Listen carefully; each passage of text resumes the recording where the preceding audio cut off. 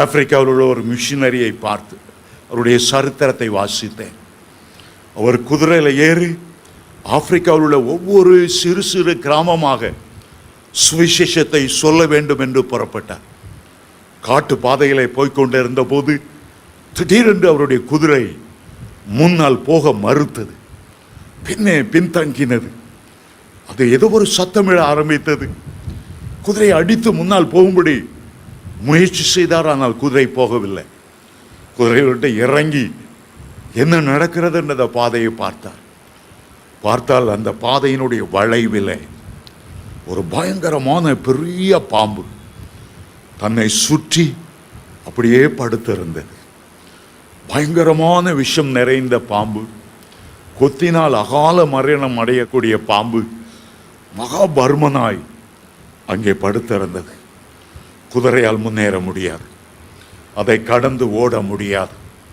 என்ன செய்வதென்று தெரியவில்லை. அவருடைய கையில் இருந்தெல்லாம் அந்த குதிரையை ஓட்டுவதற்கான ஒரு சின்ன குச்சி தான். அதை வைத்து அவ்வளவு பெரிய பாம்பை அடிக்க முடியாது.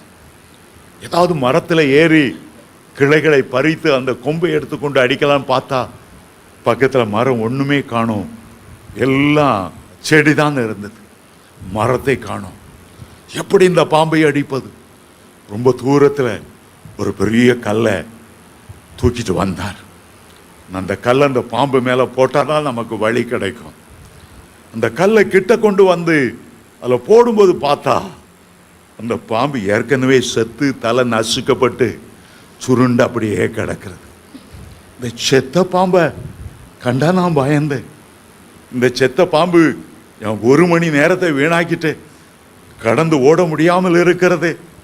அருமையான தேவனுடைய பிள்ளைகளே, இந்த பாம்பாகிய வலு சர்ப்பத்தை ஆண்டவர் ஏற்கனவே சிலுவையிலே அடித்து விட்டார்.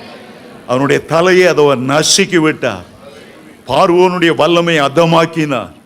யாத்திராமம் 7:1 ஆண்டவர் மோசேயை பார்த்து சொன்னார், பார், உன்னை நான் பார்வோனுக்கு தேவன் ஆக்கினேன்.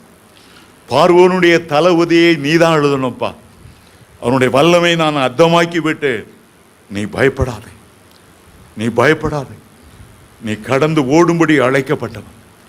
சில பயமுறுத்துகிற சர்ப்பங்கள் வரலாம், சில பயமுறுத்துகிற தேள்கள் வரலாம்.